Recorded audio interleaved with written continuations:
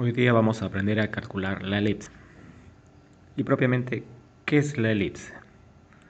Es una curva cerrada y plana cuya definición más usual dice que es el lugar geométrico de todos los puntos de un plano, tal que la suma de las distancias a otros puntos dos fijos se le llama focos y son constantes.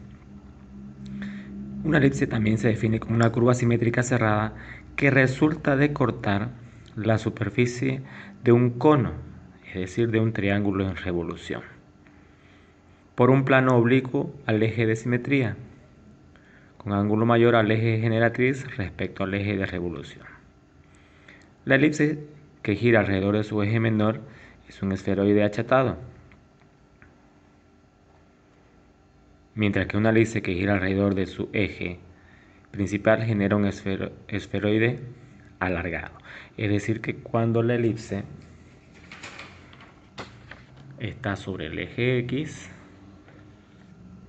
nos proporciona ese esferoide. Y cuando gira sobre su eje Y, nos proporciona esa forma ovoidea. De ahí vemos los elementos de una elipse, que son un centro, que es equidistante a cada uno de sus focos, y también es equidistante a cada uno de sus vértices. La fórmula achatada o ovoidea está dado por las distancias del centro a la semieje de ordenadas, que vendría a ser el B. La distancia entre los centros a cada uno de los vértices se le denomina distancia A, y la distancia que existe entre el centro y cada uno de los vértices se le denomina distancia C. La excentricidad también está dada por el lado recto que parten de cada uno de los focos. Responden a estas fórmulas cuando el centro no se encuentra en el origen o centro HK, tenemos esta fórmula, y cuando el centro es el origen o centro 0, 0, poseemos esta fórmula. De ahí entonces decimos que los elementos serían A, distancia a los vértices, C, distancia a los focos, B es el semieje de ordenadas, que siempre debe ser menor o igual que A, y es el que le da la forma ovoidea. Tenemos un eje mayor que es 2 veces A, es decir, de vértice a vértice.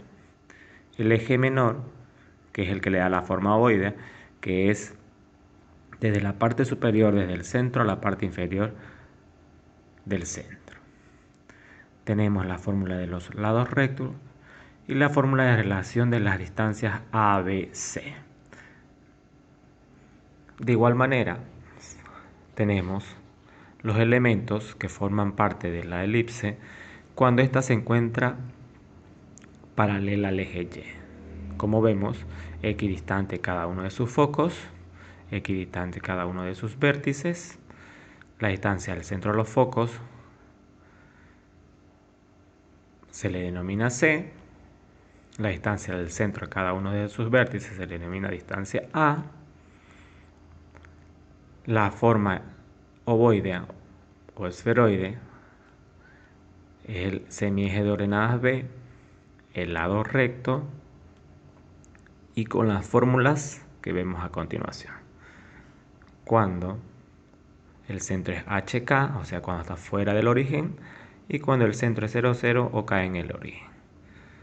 Recalcamos: A, distancia del centro a cada uno de sus vértices; C, la distancia del centro a cada uno de sus focos; el eje mayor, que es la distancia de vértice a vértice; el eje menor, que es la forma ovoide que va desde la parte superior del esferoide a la parte inferior, pasando por el centro; el lado recto, que es el que le da la forma achatada; y la relación de las distancias ABC.